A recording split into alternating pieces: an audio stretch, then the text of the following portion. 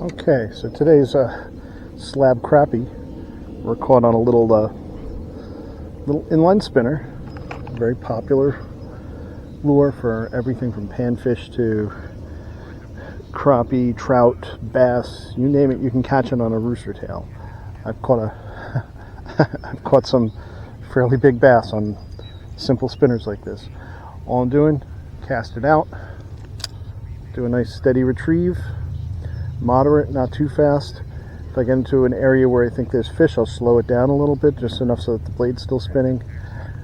If I want to go a little lower in the deeper spots, I'll point my rod tip down. If there's a structure or I get into the shallows, I'll point my rod tip a little bit further up so that the lure rides higher. And that's all. Just the real key to it is throw it past where you think the fish are. And as you're getting into the area where the fish are, you want to slow it down a little bit too, so that they have more time to go after it, but still keep it moving. You can kind of get the feel. It's harder with these lighter ones, but you can kind of get the feel for what it feels like when the blade is actually spinning, and sometimes you got to give it a little pop to get the blade spinning. So one more time. Whoops. So one more time. Just cast out. We're in a nice deep spot, so I'm going to give it a second or two to fall. Nice moderate retrieve. I'm pointing my rod tip down because that's a deeper part of the pond, and I want to get down there.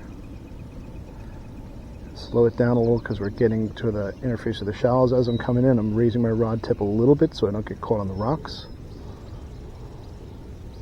Going slow here because that's where the fish are. And we got us a nice little bluegill just by slowing down. I know that's where I got him, right where there's like an edge of this broken up concrete ramp is there, so I intentionally slowed down right there so I could dip into a spot where I think fish are hanging out. And wouldn't you know it, I got one.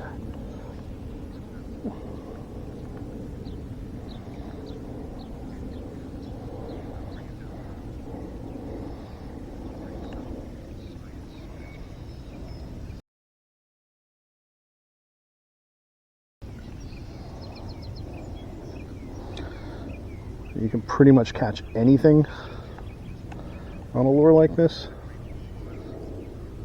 Very versatile. Big fish, little fish, they'll hit it. Little fish will tend to hit it more because the hook's smaller, so they tend to get it first. You're a nice bluegill. We're going to let you go. All right. I've caught bass over a pound on it. I've caught these nice crappie today.